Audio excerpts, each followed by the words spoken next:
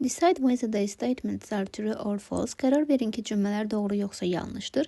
İlk cümləmizdə cellar means salt flat in Spanish. Cellar sözü İspan dilində duz düzənliyi deməkdir. Mətnimizə əsasən məlumatımız doğrudur. Çünki İspan dilində cellar sözü duz düzənliyi mənasını verir. Birinci cümləmiz true olacaq. İkincidə cellar the uni is located in Bolivia, North America. Boliviyada yerləşməsi doğrudur, ancaq South America, yəni Cənubi Amerikada olmalıdır. North yazıldığı üçün ikinci cümləmiz səhv götürülür. Cellar de Uyuni looks different from other places. Cellar de Uyuni digər məkanlardan fərqli görünür. Üçüncü cümləmizdə mətn əsasən doğrudur. Dördüncü cümlədə there are many trees and buildings in Cellar de Uyuni. Cellar de Uyuni'də çoxlu ağaclar və binalar var.